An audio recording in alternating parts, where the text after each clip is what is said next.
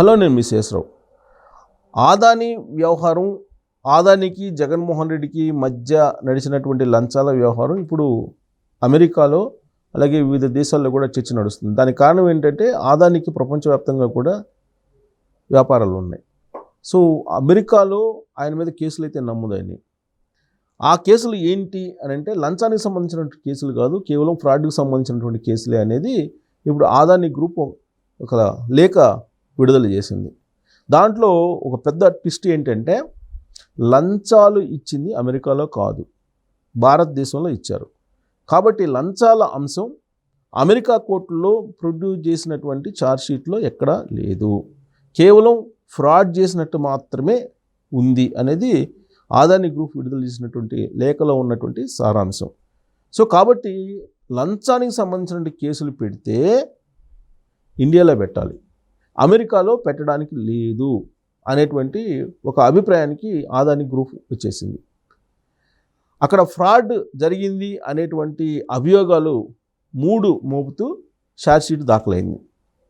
ఆ 3 అభియోగాలకు సంబంధించి వివరణ ఇవ్వడానికి మేము సిద్ధంగా ఉన్నాము అని ఆదాని గ్రూపు తెలియజేసింది. ఆ ఫ్రాడ్కి సంబంధించినటువంటి అంశాల మీద రాజీ కుదుర్చుకోవడానికి అవకాశం ఉంది అని చెప్పి ఆదాని గ్రూప్ ఇప్పుడు వెల్లడించింది. దీంతో నిన్నటి వరకు పడిపోయినటువంటి ఆదాని గ్రూప్ షేర్లు స్టాక్ మార్కెట్లో ఒక్కసారిగా మళ్ళీ పుంజుకుంటూ ఉన్నాయి. దీనికి కారణం ఏంటంటే లంచం ఇవ్వలేదు అని చెప్పి ఆ లేఖలో ఆదాని గ్రూప్ ఎక్కడ చెప్పలా. లంచం ఇచ్చింది ఇండియాలో, అమెరికాలో కాదు. కాబట్టి ఏదైనా కేసులు పెడితే ఇండియాలో పెట్టాలి లంచం కేసులు అనేది. అంటే లంచం ఇచ్చారు అనేటువంటి కేసు పెద్దది, ఫ్రాడ్ చేశారు అనేదానికి రకరకాలుగా తప్పించుకునే మార్గం ఉంది అనేది ఆదాని గ్రూప్ తాజాగా రాసినటువంటి లేఖలో ఉన్నటువంటి సారాంశం. అసలు కేసే పెట్టలేదని చెప్పి మేము అంటలేదు, బట్ కేసు పెట్టారు అమెరికాలో. అది ఫ్రాడ్కి సంబంధించిన కేసు. 3 అభియోగాల్ని మోపారు. ఫ్రాడ్కి సంబంధించినటువంటి కేసు అది. ఫ్రాడ్కి లంచం ఇవ్వడానికి మధ్య తేడా ఉంది. లంచం ఇచ్చారు అని అంటే పెద్ద కేసు.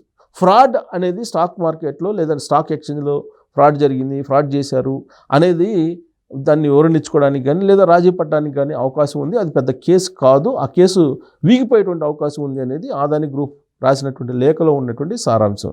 అయితే ఇక్కడ ఒక్కొక్క పాయింట్ కూడా రాశారు.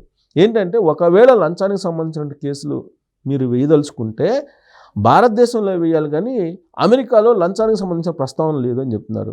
దానికి కారణం ఏంటంటే అమెరికాలో ఫండ్స్ వసూలు చేశారు ఆదాని గ్రూప్, ఆదానికి సంబంధించినటువంటి గ్రూపు. బట్ లంచాలు ఇచ్చింది ఎక్కడ? భారతదేశంలో. కాబట్టి ఈ 2 డిఫరెంట్ ఇష్యూస్. సో లంచాలు ఇచ్చింది భారతదేశంలో కాబట్టి భారతదేశంలోనే మీరు కేసులు పెట్టుకోండి, కేసులు పెట్టే అవకాశం ఉంది. అమెరికాలో లంచాలు ఇవ్వలేదు, అక్కడ స్టాక్ ఎక్స్చేంజ్కి సంబంధించిన కొన్ని ఫ్రాడ్స్ ఉన్నాయని అభియోగాలు మోపారు, అంతవరకేను అని చెప్పి దీనికి ఒక క్లారిటీ ఇవ్వడం జరిగింది. అంటే ఇప్పుడు అసలు వ్యవహారం ఏంటి? భారతదేశంలో ఆదాని గ్రూప్ మీద లంచాలు ఇచ్చారు కొంతమంది అధికారులకి అని చెప్పి కనుక ఎవరైనా న్యాయస్థానంలో పిటిషన్ వేస్తే భారతదేశంలో ఉండేటువంటి ఏ న్యాయస్థానం అయినా సరే దాన్ని విచారించి ఆదాని గ్రూప్కి వ్యతిరేకంగా తీర్పు చెప్పేటువంటి అవకాశం ఉందా అనేటువంటి ప్రశ్న వేసుకుంటే వచ్చేటువంటి సమాధానం మీ అందరికీ తెలుసు, నేను చెప్పవసరంలే. కాబట్టి గత వారం రోజుల నుంచి బాగా ప్రచారం జరిగినటువంటి, బాగా ప్రాచుర్యం పొందినటువంటి న్యూస్ ఆదానికి సంబంధించినటువంటి 1750 కోట్ల రూపాయలు జగన్మోహన్ రెడ్డి గారు తీసుకున్నారు అనేటువంటిది బాగా ప్రచారం జరిగింది. అయితే ఎక్కడ కూడా ఆన్ పేపర్ జగన్మోహన్ రెడ్డి గారి పేరు లేదు. ఆ రోజు ఉన్నటువంటి అధికారులకి, కొంతమంది అధికారులకి ఇచ్చామని చెప్పి చెప్తున్నారు. అదే ఆన్ పేపర్ పెట్టారు వాళ్ళు, ఆన్ పేపర్ పెట్టారు. ఆన్ పేపర్ పెట్టింది ఏంటంటే ఎక్కడ పేరు మెన్షన్ చేయలేదు. కాబట్టి జగన్మోహన్ రెడ్డి కాదు, జగన్మోహన్ రెడ్డి గారికి సంబంధం లేదు అనేది ఇప్పుడు వైఎస్ఆర్ కాంగ్రెస్ పార్టీ వాళ్ళు చెప్తున్నటువంటి వాదన. మరి ఆ రోజు ఎవరున్నారు ప్రభుత్వంలో ఉన్నటువంటి పెద్దలు? ఆ పెద్దలు ఎవరు? విద్యుత్ శాఖ మంత్రా, లేదా ఆ రోజు ఉన్నటువంటి ముఖ్యమంత్రా, లేదా ఆ రోజు ఉన్నటువంటి ఇతర లాబీస్టులు ఎవరైనా ఉన్నారా అనేది తెలుసుకోవాల్సినటువంటి అంశం. కానీ నేరుగా జగన్మోహన్ రెడ్డి గారికి 1750 కోట్ల రూపాయలు ఇచ్చారనేది ఆన్ పేపర్ ఎక్కడ మెన్షన్ చేయలేదు కాబట్టి జగన్మోహన్ రెడ్డి గారి మీద విమర్శలు వద్దు అని చెప్పి వైఎస్ఆర్ కాంగ్రెస్ పార్టీ చెప్తోంది.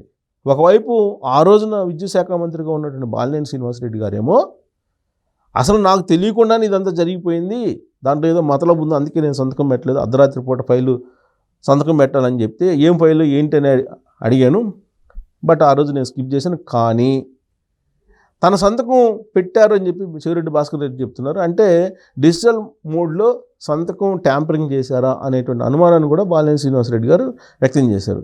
ఇప్పుడు అది తేలాలి. ఇప్పుడు అసలు ట్యాంపరింగ్ జరిగిందా లేదా అనేది తేల్చాల్సింది ఇప్పుడు ఉన్నటువంటి ప్రభుత్వం. ఇది ఒక ఎత్తు అయితే ఇప్పుడు సుప్రీంకోర్టులో ఒక పిటిషన్ వేశారు ఆదాని గ్రూపు. దాన్ని విచారిస్తే కనుక సుప్రీంకోర్టు ఏం చెప్తుంది అనేది అందరికీ తెలుసు, కాంగ్రెస్ పార్టీకి బాగా తెలుసు. కాంగ్రెస్ పార్టీ అందుకే అసలు కేసులు వేయటమే మానుకుంది. ఎందుకంటే కేసులు వేసినా కానీ వచ్చేటువంటి రిజల్ట్ ఏంటనేది వాళ్ళు ముందుగానే ఎక్స్పెక్ట్ చేస్తూ ఉన్నారు. సో ఇప్పుడు ఆదాని సుప్రీంకోర్టులో కేసు వేశారు. ఎందుకు? లంచం ఇచ్చారు అని చెప్పేసి అభియోగాలు వస్తున్నాయి, ఈ లంచాన్ని మేము ఎవరికి ఇవ్వలేదు అని వాదించేటువంటి అవకాశం ఉంది. వచ్చేటువంటి తీర్పు కూడా ఏ విధంగా ఉంటుందనేది అందరికీ తెలుసు. కాబట్టి ఇది టీ కప్లో తుఫాను మాదిరిగా సమస్య పోయేటువంటి కేసు అనేది క్లియర్గా అర్థమవుతుంది. ఎందుకనంటే అక్కడేమో లంచం తీసుకున్నట్టు కేసు పెట్టడానికి అవకాశం లేదు అమెరికాలో.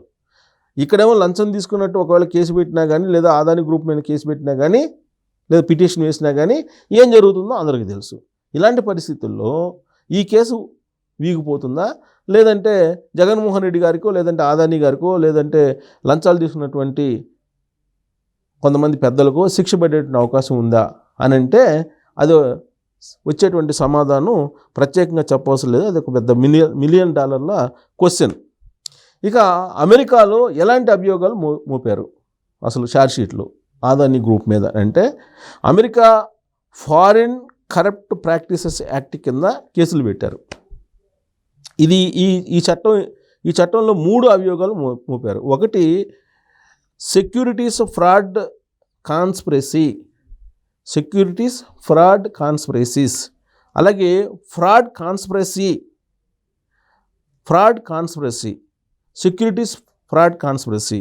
సెక్యూరిటీ ఫ్రాడ్, ఇవి ఈ 3 ఆరోపణలు. ఈ 3 అభియోగాలు మోపుతూ వాళ్ళు ఛార్జ్షీట్లు దాఖలు చేశారు. ఆ ఛార్జ్షీట్ మొత్తం చదివిన తర్వాత ఆదాని గ్రూపు ఒక లేఖ విడుదల చేసింది. సో లంచాల ప్రస్తావన అమెరికా కోర్టుల్లో అక్కడ ఉన్నటువంటి దర్యాప్తు సంస్థలు చేసినటువంటి ఛార్జ్షీట్లో లంచాల ప్రస్తావన లేదు అని చెప్పి నిర్ధారించేసింది. నిజం కూడా అదే. కేవలం స్టాక్ ఎక్స్చేంజ్కి సంబంధించినటువంటి ఫ్రాడ్కి సంబంధించి మాత్రమే అక్కడ కేసులు పెట్టారు, దాంట్లోనే మెన్షన్ చేశారు. కాబట్టి ఇక్కడ లంచాలు అమెరికాలో ఇవ్వలేదు కాబట్టి సంబంధం లేదని చెప్పింది. ఈ కేసులోనే అమెరికా స్టాక్ ఎక్స్చేంజ్కి సంబంధించిన కేసులోనే ఆయన నిందితుడు తప్పితే ఇంకెక్కడా లేదు. అయితే ఈ కేసులో రాజీ చేసుకోవడానికి అవకాశం ఉందని చెప్పేసి అక్కడ ఉండేటువంటి నిపుణులు కూడా భావిస్తూ ఉన్నారు. సో కాబట్టి ఇండియాలో లంచాలు ఇచ్చారు కాబట్టి ఇక్కడ కేసు పెట్టుకోవచ్చు, కేసు పెట్టుకుంటే ఏమవుతుందనేది అందరికీ తెలుసు. సో ఓవరాల్గా కనుక ఈ కేసును చూస్తే గత వారం రోజుల నుంచి అమెరికా నుంచి ఆంధ్ర వరకు జరిగినటువంటి ఈ మొత్తం ఎపిసోడ్ని కనుక చూస్తే ఈ కేసు నిలబడదు, అమెరికాలో నిలబడదు, ఇండియాలో కూడా నిలబడదు. ఇండియాలో వాదనలు అవుతాయి, బట్ క్లీన్ చిట్ అల్టిమేట్గా ఆదానికి వస్తుందని చెప్పేసి కాంగ్రెస్ పార్టీ చెప్తోంది. పార్లమెంటు వేదికగా దాని మీద చర్చిద్దాం, ముందు ప్రజాకోర్టులో మెసేజ్ పంపిద్దాం అని అంటే ఇప్పుడున్నటువంటి ప్రభుత్వం ఆ అవకాశం కూడా ఇవ్వట్లేదనేది కాంగ్రెస్ పార్టీ మొత్తుకుంటూ ఉంది.